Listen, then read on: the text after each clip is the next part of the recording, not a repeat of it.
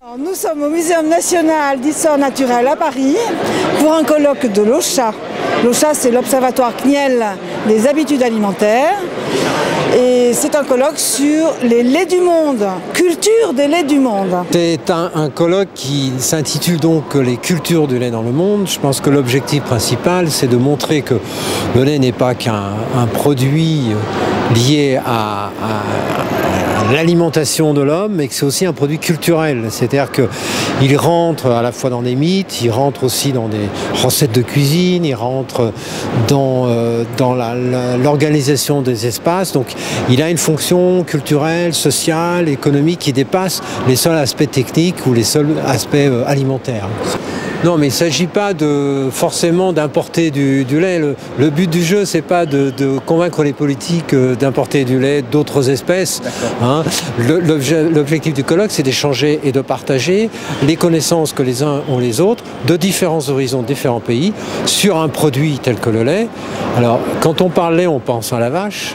La vache, c'est 85% du lait consommé dans le monde, mais il y a 15% du lait qui provient d'autres espèces. Michel Brasse, le grand cuisinier de La Gueule, cet après-midi avait les larmes aux yeux pratiquement en nous parlant de l'Aubrac et du lien qui le lie à son pays, à son paysage, à la vache, au lait. Il nous a parlé de, comment dire, tu sais, la crème qu'on ramasse sur le lait dont il fait des tartines. Moi, quand j'étais petite, j'avais des tartines de crème de lait dans l'Aveyron. Et moi, je voudrais goûter du lait nature, c'est possible ça? Voilà, du lait nature. Merci. Bon alors. Comme avec le vin, il faut libérer les arômes. Alors, allons-y.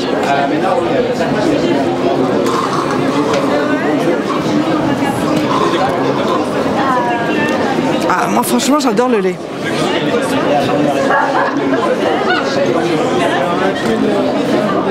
J'adore le goût du lait. Un peu fade, hein. Mais c'est une fadeur qui me plaît, qui m'enchante. Un peu sucré, mais pas beaucoup, très peu.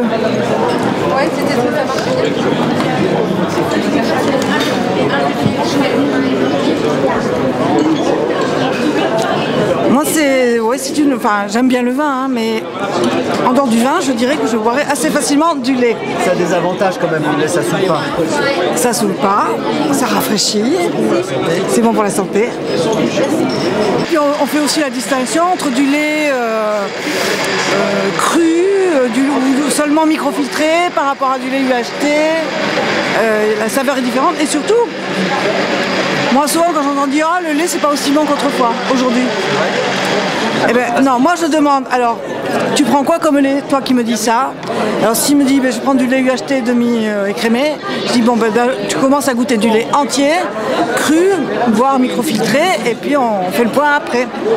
Voilà. J'ai été nourri au lait d'ânesse parce que le lait d'ânesse c'est un lait proche de celui de la femme. Et à l'époque, ça date des années 50, ma mère ne pouvant me nourrir, j'ai été nourri au lait d'ânesse. Mais je n'en ai absolument aucun souvenir. Cela dit, j'ai goûté au lait d'ânesse très tard, regoûté au lait d'ânesse très tardivement, j'avais une cinquantaine d'années. J'ai trouvé que c'était très sucré. Et oui, le lait d'ânesse c'est 6% de lactose, donc c'est un lait très riche en sucre. Et donc il est extrêmement sucré, très doux. Il n'y a pas de production, il n'y a pas de... Mais il y en avait autrefois. Si, il y en a. On traite les ânesses aujourd'hui essentiellement pour faire des produits cosmétiques. Parce que on prête au lait d'ânesse comme au lait de jument tout un tas de vertus. C'est des laits très riches en vitamine E, en prostaglandine, etc., en acide gras polyinsaturé. Donc on l'utilise pour le cosmétique. Et la légende dit que Cléopâtre prenait des bains au lait d'ânesse pour la qualité de sa peau. Voilà. Mais on utilisait autrefois beaucoup le lait d'ânesse comme le lait de substitution du lait maternel. Voilà. Moi j'ai entendu dire que Dalida, qui aurait peut-être aimé trouver du lait d'ânesse, mais n'en trouvait pas, se fournissait auprès d'une laiterie en lait de vache et se faisait des bains de lait de vache. Ouais. Ça sent Je quand ne même. dis pas de qui je tiens l'information, mais je pense qu'elle est sûre. Ah non, je peux pas. Ça, je peux pas. Le lait de chamel est particulier dans la mesure où d'abord, c'est un lait qui se consomme essentiellement sous forme fermentée parce qu'il ne caille pas. C'est un lait exceptionnellement riche en vitamine C. C'est un lait qui contient beaucoup de lactoprotéines qui ont des vertus antibactériennes, antivirales, anticancéreuses et antidiabétiques. Le problème, c'est qu'on n'a pas beaucoup de chamelles laitières sur le territoire et que les réglementations sanitaires européennes étant ce qu'elles sont, c'est très difficile d'importer du lait de chamel. En 95, tu nous as fait découvrir que Chirac aimait le lait de chamel. Est-ce qu'aujourd'hui, en 2010, tu peux dire que Sarkozy aime le lait de chamel? Ah ça, j'en sais rien, j'ai jamais eu l'occasion de le faire goûter, mais bon, je pense qu'il sera moins réceptif que Jacques Chirac, globalement.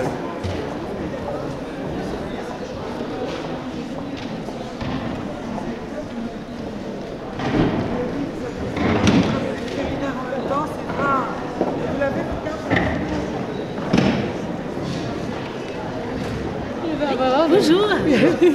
Gaorard vient de m'offrir une bouteille de Choubat. C'est du lait fermenté, du lait de chamel fermenté du Kazakhstan. Voilà, De la région d'Almaty. Choubat amélioré. Voilà, donc on va et c'était du lait de chamel fermenté. Vas-y, Allez, goûte-le. alors à la santé du Kazakhstan. Ah bah tu vois, ils viennent tous. Trinquez avec monsieur. Ils en veulent tous du lait de Choubat. Alors à la santé de Gaorard, à la santé du Kazakhstan, à la santé du Chabon. Et à la santé de l'OCHA quand même qui a eu cette magnifique idée d'organiser une rencontre autour des laits du monde. Vous en voulez un petit peu? Comment vous le trouvez, monsieur, au goût, le lait? Très bon. C'est du lait de chamel, vous connaissiez, vous, le goût du lait de chamel? Je n'en avais jamais eu. Non. Non. Et ça fait quoi comparativement au lait que vous connaissez d'habitude? Vous pouvez un peu dire un peu... Ça rappelle un peu certains laits fermentés comme le lait Ribot qui est en Bretagne. D'accord. Ou le kéfir. D'accord. Mais c'est plus doux comme goût. Comment vous l'avez trouvé, monsieur, vous, ce lait de chamel? C'est la première fois que vous en buvez? Bon, j'avais des appréhensions sur le lait de chamel, mais je trouve que c'est un excellent lait. Il paraît qu'il y a des vertus thérapeutiques, donc je pense déjà être en bonne santé. Un peu acide quand même, mais bon, c'est la fermentation, c'est tout à fait normal. Oui. Merci beaucoup. C'est un peu le goût de yaourt, du yaourt liquide. Oui, une légère acidité. On pourrait dire rond en bouche, un goût légèrement fleuri, avec une richesse. Après, il se développe dans l'arrière-gorge et il descend tout doucement très délicatement dans l'ésophage. Bonjour, vous avez vous-même assisté au colloque? Oui. Est-ce que vous pensez aussi que le lait peut être un facteur économique important dans des régions, en tout cas dans des pays où on manque justement, où les gens sont pauvres? Ah bah certainement, parce que c'est des protéines qui sont quand même faciles à produire et puis relativement bon marché. Buvons du lait et mangeons du fromage. Il faut boire du lait pour la santé, pour la croissance des enfants, mais surtout pour permettre aux petits producteurs d'accéder à des débouchés. Merci. Qu'est-ce que vous avez trouvé de bien, vous, madame, au colloque? C'est la biodiversité des approches, et la biodiversité des laits, et la biodiversité des approches des pays, et puis un voyage au travers du monde, à travers le lait. C'est beau. Le lait, c'est comme ils ont dit, c'est des hommes, un territoire, c'est toute une chaîne, c'est vivant. C'est un produit vivant en plus, qu'on peut transformer, on peut en faire des tas de choses. Alors, voilà, à partir d'une matière première, on peut faire des tas de choses et voyager à travers le monde. C'est ça, on peut faire du pognon avec le lait, faut le dire. Là pour ça, vous... Un maximum.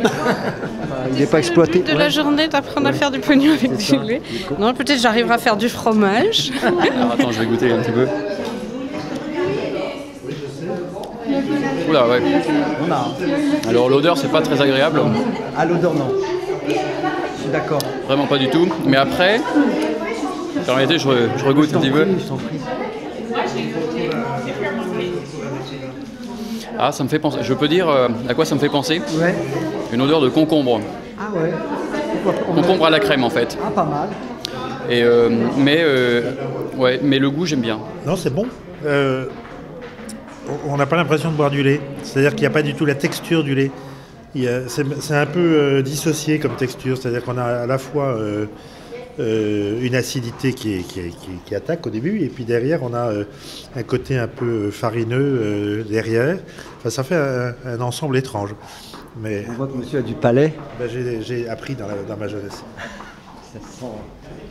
J'en boirais peut-être pas tous les jours. Ou alors il faut s'entraîner. Non, c'est vrai.